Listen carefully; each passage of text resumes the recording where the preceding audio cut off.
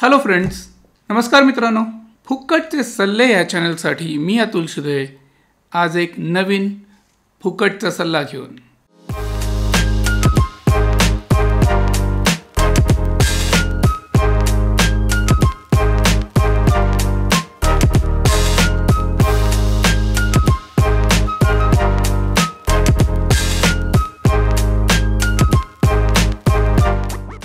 आपण एक उत्तम फॅशन फोटोग्राफर बनावं असं स्वप्न हे बहुतेक सगळ्या फोटोग्राफर्सच्या मनात असतंच. खास करून ज्यांना फोटोग्राफीमध्ये इंटरेस्ट आहे, ज्यांना ते करिअर म्हणून घ्यायचं आहे आणि ज्यांना ते करिअर म्हणून सुरू करायचं आहे हे क्षेत्र, त्या बहुतेक लोकांना फॅशन फोटोग्राफी किंवा मॉडेलिंग फोटोग्राफीची आवड असते, एक आकर्षण असतं मनामध्ये. माझंच एक करिअर सुरू झालं साधारण 20, 22, 23 वर्षापूर्वी. तर ते सुरू होण्यामागचं मूळ कारण हे फिल्म इंडस्ट्रीबद्दलचं अट्रॅक्शन हे होतं. ह्या झगमगत्या क्षेत्राचं प्रमाणाबाहेर जास्त आकर्षण. मग काय, ॲक्टिंग तर मी करू शकणार नाहीये ह्याची जाणीव मला तेव्हाच झाली होती की मी ॲक्टर मटेरियल नाही, अभिनय वगैरे ये तो कुछ मेरे बस की बात तो है नाही, हे तेव्हाच कळलं होतं. मग इनडायरेक्टली मीडियाशी कनेक्टेड राहता येईल आणि अभिनय पण करायला लागणार नाही, ह्या विचारांनी मग मला फोटोग्राफर व्हायचं आहे हा विचार जन्माला घातला. त्यावेळेला गौतम राजाध्यक्ष यांचे फोटो बघत बघत बघत मी खूपसा शिकत होतो. असं म्हणता येईल की गौतम राजाध्यक्ष हे माझे द्रोणाचार्य होते आणि त्या द्रोणाचार्यापर्यंत प्रत्यक्ष पोचून त्यांच्याकडनं समोरासमोर ती विद्या मिळवावी इतकी माझी लायकी नव्हती, तेवढी पोच नव्हती. म्हणून त्यांच्या फोटोग्राफचा अभ्यास करून एक या क्षेत्राची माहिती मिळवणं सुरू झालं. त्या काळात बाजारात मिळणाऱ्या प्रत्येक फिल्म मॅगझिनमध्ये ऑलमोस्ट 50% जास्त फोटो हे गौतमजींचेच असायचे. अनेक फिल्मी मासिकं त्यावेळेला मार्केटमध्ये होती ज्यांचा मी आधाशासारखा फडशा पाडायचो आणि त्यात 50% जास्त फोटो हे एकट्या गौतमजींचे असायचे आणि त्यामुळेच बाय डिफॉल्ट ते द्रोणाचार्य बनून गेले माझे. त्यात त्यांचं एक एक्झिबिशन पाहण्याचा योग आला. चेहरे नावाने त्यांनी एक एक्झिबिशन केलं होतं पुण्यामध्ये, जे बघण्याचा योग मला आला. आणि ते एक्झिबिशनमध्ये कम्प्लीट स्टारकास्ट, मी अख्खं झगमगतं तारांगण तिथे अवतरलं होतं. आणि ते फोटो बघताना तहानभूक हरपणं म्हणजे काय याचा अनुभव मी तिथे घेतला. वेड लागलं, वेड. आणि एक असा विचार मनात आला, रादर थोडासा ना कॉन्फिडन्स खचला आणि असं जाणवलं की चला असं तो काम मी नाही कर सकता, हे कसं जमणार आपल्याला, हे काहीच्या काही खूप वरचा क्लास आहे, हे कसं जमणार मला आणि हे नाही जमणार आहे मला. असंच कुठेतरी मनामध्ये एक दडपण आलं आणि काही दिवस एका बंद कोशात गेल्यासारखं माझं झालं होतं. एक नकारात्मक भावना मनात उगाचच घुसली होती. कारण कसं होतं ना, एक अतिसामान्य गरिबीतून, लोअर मिडल क्लास फॅमिलीतून जेव्हा एखादा मुलगा ह्या क्षेत्रात येऊ बघतो, त्या फोटोग्राफी हे क्षेत्र हे प्रचंड डिमांडिंग आहे.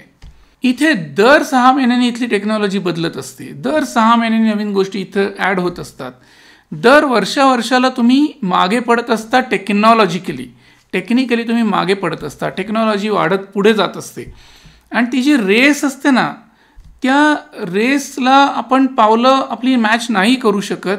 कारण मुळात आपला खिसा असतो एवढूसा, आपल्या एवढूशा खिशात कॅमेरा मावतो एवढूसा. आणि मग असं लक्षात येतं की ते रिझल्ट्स जे आपण बघतोय, मग गौतम राजाध्यक्ष असतील किंवा अनेक मोठे फोटोग्राफर जे काळाच्या ओघात दिसत गेले, तर त्यांचे रिझल्ट्स जे मला दिसायचे, मग असं वाटायचं की माझ्याकडल्या एका छोट्याशा एवढ्याशा कॅमेऱ्याने ते रिझल्ट्स येत नाहीत. ही गोष्ट लक्षात आली आणि मग थोडंसं मानसिक खच्चीकरण झालं की मग मला रिझल्ट्स कसे मिळणार. पैसा तर मी इन्व्हेस्ट करू शकत नाही, त्या कॅलिबरचे कॅमेरे, त्या कॅलिबरचे लाईट्स, हे तर सगळं टेक्नॉलॉजी तर मला विकत घेता येणं शक्य नाही आहे. मग ते रिझल्ट्स मला कसे मिळणार. आणि त्या विचारांमध्ये जे एक विचारमंथन सुरू झालं डोक्यामध्ये आणि खूप मध्ये काही महिने, 6-8 महिने खूप फ्लॅट गेले, विचारातच गेले. त्या काळात हे जे विचारमंथन, विचारांची चक्र डोक्यात सुरू झाली, त्यात काही गोष्टी जाणवल्या की फोटोग्राफी ही 2 प्रकारची असते असं आपण म्हणू शकतो. एक टेक्निकल फोटोग्राफी आणि एक ॲस्थेटिकल फोटोग्राफी. टेक्निकल फोटोग्राफी म्हणजे अर्थातच टेक्नॉलॉजी, ॲडव्हान्स टेक्नॉलॉजी किंवा करंट टेक्नॉलॉजी जी आत्ता मार्केटमध्ये उपलब्ध आहे, बेस्ट ऑफ द टेक्नॉलॉजी. मग त्याच्यामध्ये उत्तम कॅमेराज असतील, लेन्सेस असतील, लाईट्स असतील किंवा अनेक फोटोग्राफी या माध्यमातले काही घटक असतील जे टेक्नॉलॉजीशी निगडीत आहेत. आणि दुसरा पार्ट असतो ॲस्थेटिकल फोटोग्राफी म्हणजे सौंदर्यशास्त्र. आता मुद्दा असा आहे, सो टेक्नॉलॉजी जर मला कॅप्चर करता येत नसेल किंवा मिळवता येत नसेल तर माझा पिक्चर, माझा फोटो सुंदर बनवण्याचं काम मला ॲस्थेटिकली केलं पाहिजे. Make your picture beautiful either technically or aesthetically. कुठल्याही पद्धतीत ते सुंदर बनव, पण सुंदर बनव. आपला फोटो टेक्निकली सुंदर बनवायचा असेल तर डेफिनेटली तुम्हाला हाय एंड कॅमेराज आणि लेन्सेस असणं गरजेचं असतं. की टेक्नॉलॉजी आणि higher investment in technology definitely comes with its own results. त्याचे स्वतःचे असे रिझल्ट्स तुम्हाला आपोआप मिळत असतात. कारण 10-15-20 हजाराचा कॅमेरा ज्या लेवलचं काम तुम्हाला देतो त्याच्यापेक्षा उत्तम क्वालिटीचं काम तुम्हाला 2 लाखाचा कॅमेरा देतो. त्याच्यापेक्षा उत्तम प्रतीचं काम तुम्हाला 10 लाखाच्या इन्व्हेस्टमेंटने मिळतं. कारण मुळात टेक्नॉलॉजी ॲडव्हान्स होत जाते आणि त्या ॲडव्हान्स होत जाणाऱ्या टेक्नॉलॉजीचं एक रिझल्ट्स तुम्हाला डेफिनेटली मिळत जातात. नुसता कॅमेरा कशाला, लेन्सेस, आज फास्ट लेन्सेस अवेलेबल आहेत. कमीत कमी उजेडात जास्तीत जास्त उत्तम क्लॅरिटी देणाऱ्या लेन्सेस, ओपन अपर्चर लेन्सेस ज्याला आपण म्हणतो, फास्ट लेन्सेस आपण म्हणतो, तर त्या लेन्सेस अवेलेबल आहेत. मग एकच बेसिक लेन्स, किट लेन्स ज्याला आपण म्हणतो, जी 35-40 हजाराची असेल आणि तीच लेन्स तुम्ही जर 2 लाखाची घेतलीत तर 40 हजाराची लेन्स आणि 2 लाखाची लेन्स ह्याच्या रिझल्टमध्ये फरक हा डेफिनेटली राहणारच आहे. मग ही टेक्नॉलॉजी असेल किंवा लाईट सिस्टीम असतील, साधे आमच्या काळात पूर्वी जे डोम लाईट्स मिळायचे, मग त्यानंतर एलिन क्रोम, प्रोलिन क्रोम अशा काही सिस्टीम्स आल्या. मग त्यात डिजिटलायझेशन झालं लाईट्समध्ये पण, मग डी लाईट्स आले, मग त्यानंतर आता तर गोडॉक्सचे वगैरे लाईट सिस्टीम्स आल्यात. मग हे लाईट सिस्टीम्सही बदलत जातात. मग त्या ज्या ॲडव्हान्स लाईट कंडिशन्स ज्या तुम्हाला उपलब्ध मिळतात त्याचे स्वतःचे रिझल्ट्स असतात. त्या काळात जे मी टेक्निकल आणि ॲस्थेटिकल फोटोग्राफीचा जो अभ्यास सुरू झाला माझ्या डोक्यामध्ये, त्याच्यातून मला एक गोष्ट लक्षात आली की गौतमजींचे फोटो बघून किंवा अतुल कसबेकरचे फोटो बघून किंवा डबू रत्नानीचे फोटो बघून मी खचून जायचं कारण नाही आहे. कारण त्यांच्या फोटोतला टेक्निकल पार्ट जरी मी मिळवू शकलो नाही तरी ॲस्थेटिकल पार्ट हा नक्कीच मी कमावू शकतो. कारण गौतमजींचे फोटो हे टेक्निकली जितके सुंदर होते तितकेच ॲस्थेटिकली म्हणजे सौंदर्यशास्त्राच्या दृष्टीनेही परिपूर्ण होते.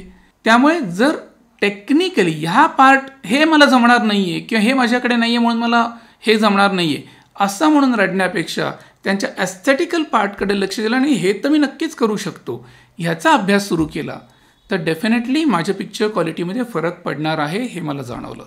जसं कॅमेराज, लेन्सेस, लाईट्स ह्या गोष्टींचे जसे आपले रिझल्ट्स असतात तसे इतरही काही गोष्टींचे रिझल्ट्स त्या सुंदर फोटोग्राफला सुंदर बनवण्यात ॲड झालेले असतात. ते म्हणजे अवाढव्य मोठे फोटो स्टुडिओज. आज या मोठ्या फोटोग्राफर्सचे स्टुडिओज 2-3 हजार स्क्वेअर फुटाचे किंवा कदाचित त्याहीपेक्षा मोठे असतात हे मी पाहिलेले. सो अवाढव्य मोठ्या स्पेसमध्ये काम करणं हा एक वेगळाच इश्यू असतो.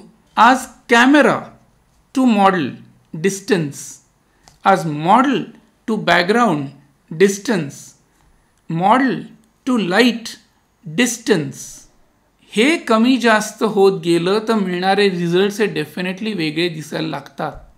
आज दुरून लाईट सोर्स देणं आणि तोंडावरून जवळून 2 फुटानं लाईट टाकणं ह्याचे रिझल्ट्स हे वेगळेच असतात, फरक पडतो.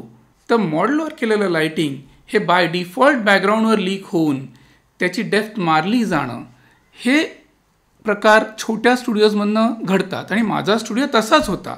बाहेर मोठ्या फोटोग्राफर्सचे 2-3 हजार स्क्वेअर फुटाचे स्टुडिओ कुठे आणि माझा अख्खा मिळून वाटतात 300 स्क्वेअर फुटाचा स्टुडिओ कुठे. तो फरक तर पडणार आहे. आणि तरीही मला रिझल्ट्स मात्र सुंदर द्यायचेच होते. आणि तिथे कामी येतं ॲस्थेटिकल सेन्स. मॉडेलला सुंदर कसं बनवायचं. मग मॉडेलला सुंदर बनवण्यासाठी ज्या गोष्टी करायला लागतात त्या काय असतात.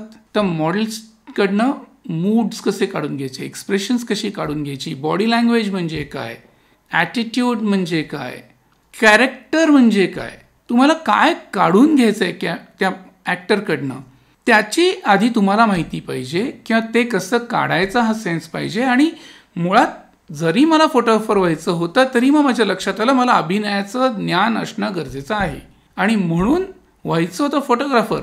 पण मी गेलो दुबेजींकडे आणि पंडित सत्यदेव दुबेंचे 2 ॲक्टिंगचे वर्कशॉप मी केले. म्हणजे त्यांनी मला विचारलं होतं की तुला ॲक्टर व्हायचं आहे का. म्हटलं नाही, मला काय ॲक्टर व्हायचं नाही आहे. मग तू माझा कोर्स का करतोयस. तेव्हा मी त्यांना सांगितलं, जेव्हा मी एखाद्याला सांगतो की मूड्स दे, एक्सप्रेशन्स दे, ॲटिट्यूड दे, बॉडी लँग्वेज दे, म्हणजे नक्की काय कर हे आधी मला माहिती पाहिजे. आणि हे जर आधी मला माहिती असेल तर मी ते त्याच्याकडनं नीट काढून घेऊ शकेन. हे मला कळावं म्हणून मी तुमचा ॲक्टिंगचा कोर्स करतोय.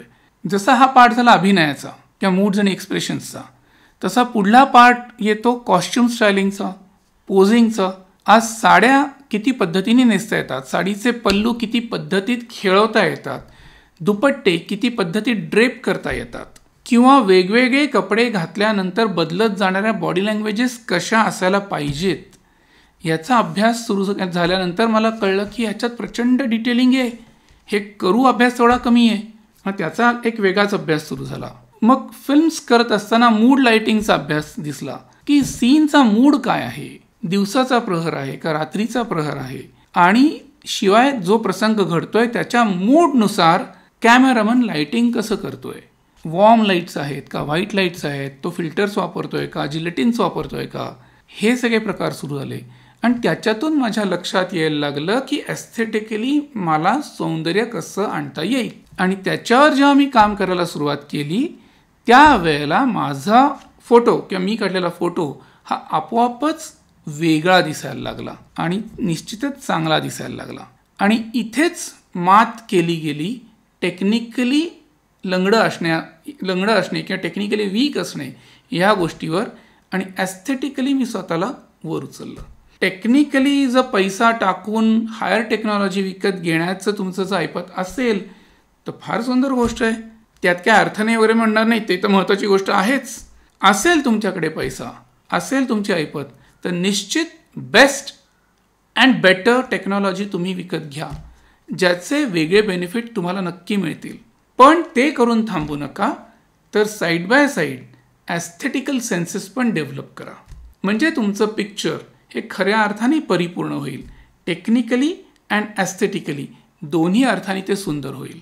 पण जर दोन्ही गोष्टी तुम्हाला मिळवणं शक्य नसेल, आर्थिकदृष्ट्या तुमची तेवढी कुवत नसेल, तर रडत बसू नका. Make your picture beautiful, either technically or aesthetically. If your picture becomes beautiful, you are the successful photographer. That's it. माझा हा आजचा मुद्दा जर तुम्हाला पटला असेल तर आजच्या व्हिडिओला लाईक तर करूनच टाका. पुढील सगळे एपिसोड्स तुमच्यापर्यंत अचूक पोचत राहावेत म्हणून सबस्क्राईबही करा आणि जास्तीत जास्त लोकांपर्यंत हा चॅनल पोचावा याकरता सबस्क्राईब करा. थँक्यू.